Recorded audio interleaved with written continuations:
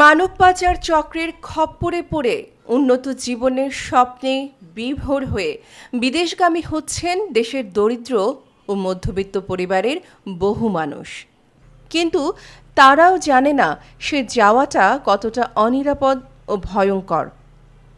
দালালের মিথ্যে আশ্বাস যেন তাদের চোখে বড় স্বপ্ন, ঠিক তেমনি স্বপ্ন দেখিয়ে উখিয়ার হাজিম রাস্তা মাথা থেকে প্রায় ৩০ থেকে ৪০ জনকে মালয়েশিয়ায় পাচার করার অভিযোগ উঠেছে দানু মিয়া ও এলমুন নাহার মুন্নির বিরুদ্ধে। আর বাচ্চারে মুন্নি মাথা 5 লাখ টাকা দিয়ে আর আবুল হাসিমরে বেশি বেলায় মরও বেশি বেলায় ময়ে ফুটত তুলে দি বেলায় আর বামারে নয় আর শুরু করে আর আবু আর তুই না ভাই নবী কব না ভাই। দানু মিয়ার একটা ভিডিও হাতে আসে টিম কক্সবাজার কণ্ঠের। তার সূত্র ধরে আজ আমাদের যাত্রা। ভুক্তভোগী কোরবান আলীর পরিবারের সঙ্গে কথা বলে জানা যায়, উন্নত জীবনের স্বপ্ন দেখিয়ে তাকে বাড়ি থেকে বের করে দানু মিয়া ও মুন্নি মালয়েশিয়ায় পাঠানোর ব্যবস্থা করেন। তবে সমুদ্রপথে যাত্রার দীর্ঘ ৬ থেকে ৭ মাস পেরিয়ে গেলেও এখনো সন্ধান পায়নি পরিবার।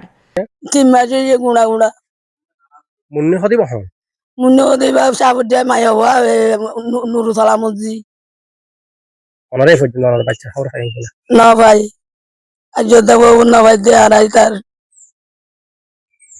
আবু অবস্থায় দে আই কিছু না যায় খটিয়া দাবি করছি তারা আর তো 5 লাখ টাকা ধরে বইলা বয় হইতো 4-3 লাখ টাকা ধরে আকন্দ করে আছে কইয়া পিছতে ওদা আর 5 লাখ টাকা ধরে দিয়া দিব কইয়ে ও মা দাইরে কেমন মাগি খুঁজে আজ ফার্মাস বললাম আগে মাগি খুঁজে আবার 1 লাখ টাকা জোয়ার করছে মাঝে ফটো রাতে ধরে উন্টি ফেলাই।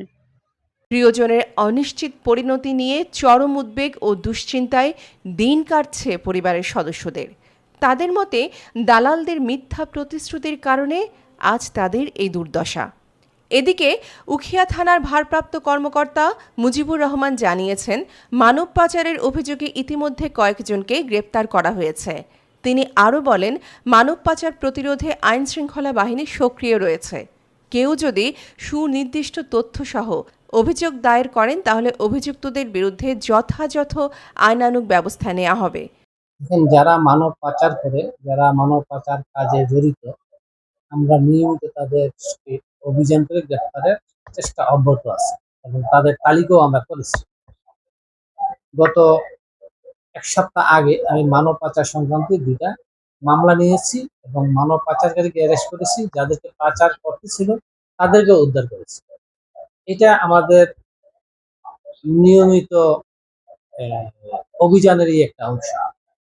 তারপরও যদি কোনো ভুক্তভোগী এসে আমাদেরকে বলে যে আমাদের এলাকা থেকে বা আমার আত্মীয় স্বজনকে পাচার করতে চেয়েছিল বা পাচার করেছে, তো যদি অভিযোগ দেয় আমরা নিয়ম অনুযায়ী আইনগত ব্যবস্থা করব এবং মামলা নিব, তাকে গ্রেপ্তার করব এবং পাচার রোধে যা যা করণীয় দরকার আমাদের প্রতিনিয়ত যে অভিযান, সেই অভিযানের অংশ হিসেবে আমরা তাদেরকে গ্রেপ্তার করব।